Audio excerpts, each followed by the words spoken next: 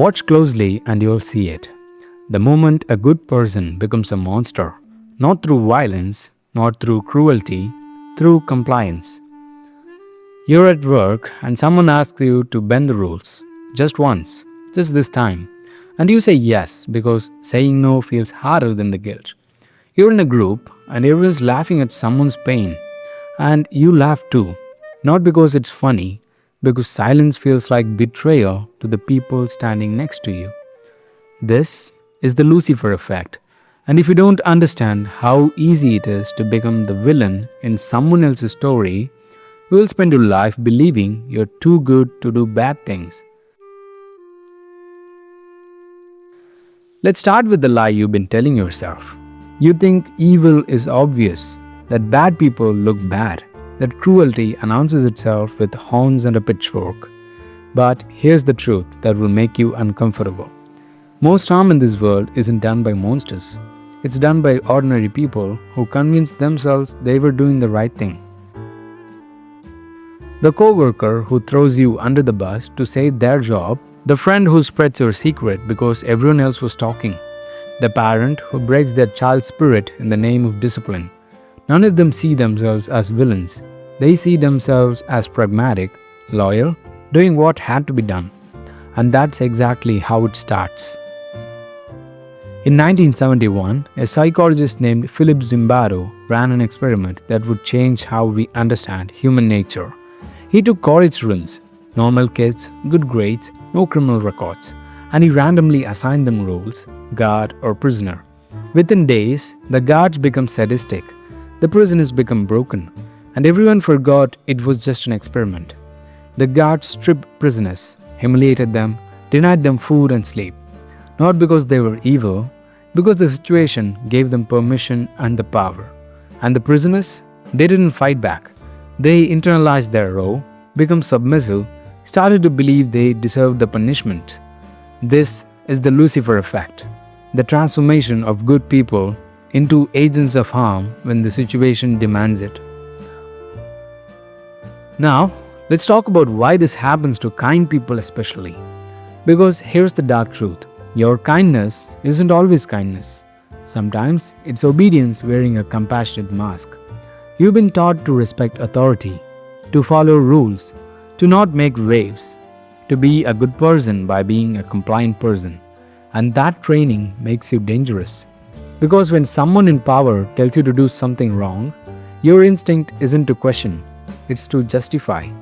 You tell yourself they must know better, that you're not seeing the full picture, that refusing would be disrespectful or insubordinate or proof that you're difficult. So you do it. You comply. You become the hand that carries out cruelty because you are too polite to say no. Stanley Milgram proved this in the most chilling way possible. He told participants they were helping with a learning experiment. Their job was very simple. Press a button to shock a person in another room every time they got an answer wrong. The shock started small, 15 volts, then 30, then 60. With every wrong answer, the voltage increased. The person in the other room screamed, begged them to stop, eventually went silent. And 2/3 of people kept pressing the button all the way to 450 volts, a lethal dose. Not because they were sadists, because a man in a lab coat told them to continue. Authority said, keep going, so they kept going.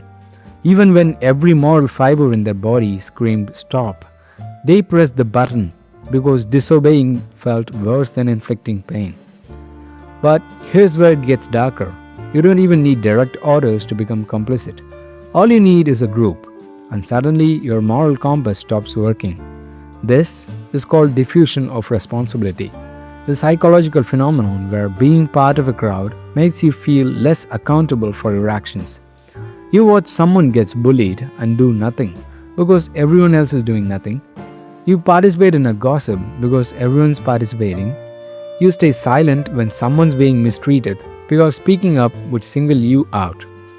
And in that moment, you tell yourself a story that it's not your responsibility, that someone else will step in, that your one voice won't matter anyway. But that's the lie. Your silence isn't neutral, it's permission. Here's what makes the Lucifer effect so insidious. It doesn't ask you to become evil overnight. It asks you to compromise. Just a little, just once. You tell a small lie to protect someone's feelings, then a bigger lie to protect your reputation, then a lie so big you have to tell 10 more to cover it up. You ignore one injustice because it doesn't affect you, then another because calling it out feels exhausting. Then you stop noticing injustice at all because your tolerance has been trained into numbness. This is the slippery slope, and kind people slide down it faster because they are better at justifying their actions. You're not being cruel, you're being realistic. You're not enabling harm, you're keeping the peace. You're not a bad person, you're just doing what everyone else is doing. And one day you wake up and realize you've become someone you wouldn't have recognized 5 years ago. But the darkest tool in this transformation is dehumanization. The moment you stop seeing someone as fully human, you can justify anything. This is how kind people commit cruelty without guilt. They reframe the victim, make them less than them until their suffering doesn't register as real. You gossip about a coworker because they're annoying, not because they're a person with feelings. You ignore a homeless person because they're lazy, not because they're struggling. You support a policy that harms people because those people are criminals or illegals or welfare queens. Labels, all of them, designed to let you sleep at night while participating in harm, and you don't even realize you're doing it. Because your brain is protecting you from cognitive dissonance of being a good person who does bad things. Now, let's talk about what happens when you witness cruelty but don't participate directly. You think that makes you innocent, that watching isn't the same as doing. But psychology says otherwise. The bystander effect shows that more people witness harm, the less likely anyone is to intervene. Because everyone assumes someone else will act. You see someone being harassed and you freeze, not because you don't care, because you're waiting for someone braver to step in first. You hear about abuse and you stay silent, not because you approve, because speaking up feels too risky and staying quiet feels safer. But your silence isn't neutrality, it's complicity. Every time you witness harm and do nothing, you send a message that the harm is acceptable, that the victim is alone, that cruelty can happen without consequence. So here's the question you need to ask yourself, honestly. When have you been the villain in someone else's story? When have you complied with something you knew was wrong because it was easier than resisting? When have you joined in cruelty because the group made it feel normal? When have you stayed silent because speaking up would cost you something? This isn't about shame, it's about awareness. Because the first step to breaking the Lucifer effect is admitting you're capable of it. That under the right circumstances, with the right pressures, you could become someone you wouldn't recognize. Not because you're evil, because you're a human. And humans are wired to conform, to obey, to protect themselves even at the expense of others. But here's the hope. Awareness is the antidote. When you understand the mechanisms that turn good people into bad actors, you can resist them. You can question the authority instead of blindly obeying it. You can refuse to diffuse responsibility in a group. You can catch yourself dehumanizing someone and choose to see them fully instead. You can be the person who speaks up when everyone else stays silent, who breaks the chain of complicity, who refuses to trade their integrity for comfort. It's not easy. It will cost you. People will call you difficult or self-righteous or a troublemaker. Because that's the price of staying human in a world that constantly asks you to become something less. So if you have ever wondered how good people do terrible things, now you know. It's not that a switch flips. It's 1,000 small compromises. 1,000 moments where comfort felt safer than courage. But you're not doomed to repeat this pattern. You can choose differently.